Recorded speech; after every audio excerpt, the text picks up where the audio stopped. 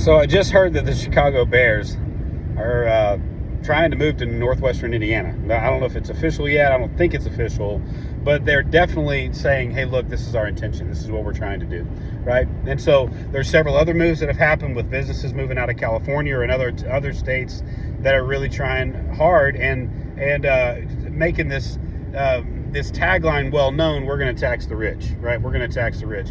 What typically happens when you tax the rich is that the rich leave, or they have the money to move wherever they want, right? They can move their operations wherever they want, and so it's a really interesting thing. I'm trying not to make this Democratic or Republican or liberal or conservative. I really want to make this about freedom and then what Jesus says, right? Because I'm focused on the words of Jesus. Now, sometimes that can get me to lean more conservative and Republican, right? And so, that is typically what I find in politics with people who are aligning with different sides. But I'm really trying my best to not be Republican, Democrat, whatever. I'm trying my best to follow the words of Jesus. Now, there's something that Jesus said that offends a lot of people, but it has a lot of business sense. And I'm just going to talk about that real quick. Okay, so Jesus told a parable, and it was about managing money, right? So there was a guy that got the least amount of money, right? And the guy with the least amount of money, what he did was he hid it away out of fear because he didn't want to lose it. So instead of taking that money and saying, I'm going to make you work hard, I'm going to find ways that this money can make more money, what he did was he hid it away, buried it in the ground so that he wouldn't lose it, right? When you play to not lose, it's very difficult to win. You're not playing to win. You're playing to not lose, and it's very, very different, okay? There's a lot of people right now that are not playing to win. They're playing to not lose. In other words, what they're doing is they're going to work, they're going to a job that they really don't love that much, right? And they're complaining about what they make. They do the bare minimum at work. And then the greatest thing on their mind on the way home is, what are we going to watch tonight? We just finished binge watching a show. What's our next mode of entertainment? What's the thing that's going to keep our mind off of how hard life is or whatever, and it's not always that, I'm not trying to put everybody into this, into the same, not everybody's exactly the same, but that is a big theme in our society. So very successful people and very successful, well-run businesses, they do a lot of forecasting. They do a lot of thinking. They're like, wait, we're being taxed XYZ here. We could be taxed XYZ there. And here's the thing about very free people. If you want to be a free society, right, which you have freedom, and then you have ideologies that it's like, well, people aren't getting behind these ideologies, so we'll force people behind these ideologies. And that is where tyranny comes from. Tyranny just doesn't just start from one person getting in control and going, thou shalt be my slaves. No, like tyranny starts off with a decent ideology. Let's make things more fair. But then what happens is people experience less and less and less and less freedom because they want to get out of competition, right? Oh, it's just really the way that things work a lot of times. And so let's just look at this. We got Chicago, who's trying not to lose the Bears, right? And then you've got Northwest Indiana, who is playing some serious hardball trying to get the Bears. Why? Because if the Bears come to Northwest Indiana, every business in that area is going to see a benefit from like hundreds of thousands of people coming to that area to see a ball game, right? There's a boon to the economy. There's a lot more money being spent. There's a lot more foot traffic in a place where there's not a lot of foot traffic. There's a whole lot of car traffic, where there wasn't as much car traffic before. When you have car traffic and foot traffic, you have people stopping to use the bathroom. You have people stopping to get gas. You have a whole lot more people crossing state lines to get gas because gas is cheaper in a certain area or whatever. And you just have a boom in the economy in a place that's just like, dude, we haven't had this many people here in a long time. Gary, Indiana is like a place that people are just like, oh, it's scary to go there. Why? Well, because it's been economically depressed for a long time. Here's an opportunity for Indiana to get a piece of the pie, and they're playing hardball to get it, man. They've already created an alliance, a stadium alliance with their state legislature. They're ready to issue bonds. They're ready to play ball, man. And Chicago's just kind of like, well, we think the Bears should stay here, and we're really trying our hardest. They're not really trying their hardest, They're trying to play ball, going, the Bears aren't gonna leave, type deal, right? So there's a difference in playing to win and playing to not lose, right? And so when you have people who are truly free, what are they going to do? They're going to play to win. The people who really expend the thought and the effort to go, hey, we're going to think about this. Like, hold on, we're being taxed this way here, but if we move there, we're going to be taxed in a different way, right? So why did Tesla move from California to Texas, right? Why did Nissan move to Tennessee? Why? It's amazing how a business can say, we're going to save so much money in the long run by going to a different state that taxes us differently, that it's worth it to spend the money to move all of our operations and set up shop, to go through the massive expense of setting up shop in a new place, right? Why? Because the place that I'm in right now has really made it known to us that we are doing too well to be, to be treated well, right? And so now they're going to see us as people to take money from, to redistribute wealth. And we're like, no, we've worked really hard to make sure that we can keep our wealth. So what are they? They're free to move across state lines. So what is the alternative, right? To tax the rich, or, and I understand tax the rich sounds rough, right? But it sounds better to say, make everyone pay their fair share. And we say it's fair, right? So we're going to try to make everybody pay their fair share.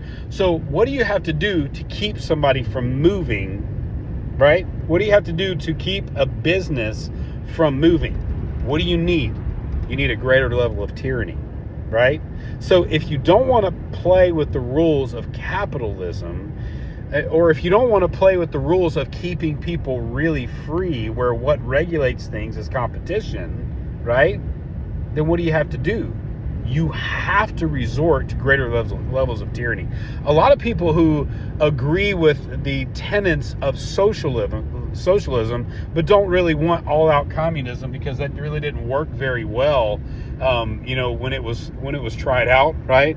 You had the USSR that had some serious power on the surface, but their people were suffering, right? Everybody had the same access to food, but guess what? They didn't get much food. They were waiting for hours in bread lines just to have something to feed their family. If you wanted a car, good luck. You had to wait for months and months and months, maybe even years, to even get a car, right? Did everybody have the same access to car? Yeah. Did everybody have the same access to medical care? Yeah.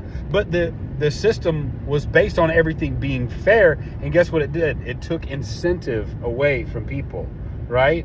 And so, it's a very interesting thing that even Jesus got behind. Jesus said, the poor you will always have with you. Why did he say that? Did he say that I'm against the poor? No, Jesus is for the poor. Jesus wants you to come to a place where you are making the kingdom laws work for you. Like, Jesus wants you to be successful. He does, man. And he said, to whoever has, more will be given.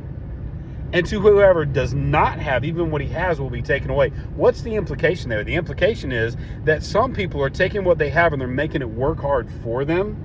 And sometimes they're willing to take risks, but also live at a lower level, or live on less of their income now, for a benefit in the future, to be able to have something, so when that opportunity comes up where it's like, this is a risk, but it's a calculated risk, and it's a good risk, and I saved the money, so now I have the money to spend on this, instead of being depressed about where you are and going, man, it stinks, and then blaming it on other people, and then going, you know what, I'm really not saving much because I'm just trying to do my best to just survive and keep myself sane. And so what do? You end up entertaining yourself or lulling yourself to sleep to where your brain isn't working on how to make things work for you, And so, listen, man, this isn't just a political concept. This is a concept that has to do with freedom. Because if you have freedom to compete. If you want to take away that, or if you want to make sure that everybody pays their fair share, or you want to make sure that a business can't move because we want your tax dollars to stay here, what do you have to do? You have to resort to different levels of tyranny, and then you are no longer free. There's a reason why the people of Idaho are looking at the people of California and saying, don't bring your ideology here. Stop moving here. People taking full-page ads out in the paper saying, Idaho is a terrible place to live. Please, if you live in California, stay there. It's oh man. On one level, it's like it's tough because people are getting nasty, right? On another level, it's like, hey, look, the ideas that took California with your perfect weather, right? And this gorgeous state that everybody wanted to be in, the ideology that took you to the place where you have no money, right? Your prices are skyrocketing and taxes are skyrocketing, and you're trying to tax rich people to help the state survive, and then the rich people are like, dude, we're tired of this, we're moving, type deal. The thing that has taken California to the place where it is now, where they are losing people hand over, it's unbelievable how many people are moving out of California. And they're trying to take those same ideas to other states, and those other states are like, no. You don't realize, like, the reason you're wanting to move here is because of your ideology and how that actually worked for you, And so I understand this is starting to sound a little bit political, but you need to understand that Jesus taught these things. He said, to him who has, more will be given. Why? Because they're managing it well. To whoever does not have, even what he has will be taken away. It's not taking it away because it's like, you're poor, so we're going to just take away what you have. It's not mean-spirited. What it has to do with is the active management of money, the active stewardship. God gave this to me, and I'm going to honor God by managing this well, with intention, with thought, with study, right? Like, this is what's happening. Okay, I'm going to make this response to it because I want to manage my money well. Why? Because I want to honor God. Why? Because this money is not mine. This money was entrusted to me by God. I am not an owner as much as I am a manager. I'm a manager with money that I've been entrusted with, right? Like, I am managing God's resources. So, that mindset can get you really, really far. And if you're not in that mindset, get in that mindset. And if you're really in a place where if you're being honest, you'll say, you know what? I have allowed myself to get into an entertainment coma. I've gotten static. I've gotten stagnant, and I've let the waters in my life get kind of sick and toxic, right? And what I want to do is I want to start managing my life more. Guess what? God loves that. And he wants to prosper. He wants to bless the works of your hands. It's him who gives you the ability to make wealth, right? So it's amazing how the Bible teaches things, and a lot of times that in our desire to be fair, we can actually turn our back on biblical principles, right? In an effort to make things more fair. But seriously, if everybody has freedom, then guess what they also have? Opportunity. And if you take away opportunity, the only way to take away opportunity from a people who are free is to make them less free and submit yourselves to greater levels of tyranny.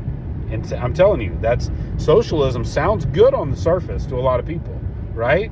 But in order to force socialism to work, because it doesn't work on incentive, people are not incentivized to work in socialism, right? That the incentive is gone. It's completely gone. And it disappears more and more the more you go into socialism. And so when you have the ideology of making socialism work, what happens? You have to resort to greater and greater levels of tyranny to get control over those people. And then what happens? You've lost your freedom.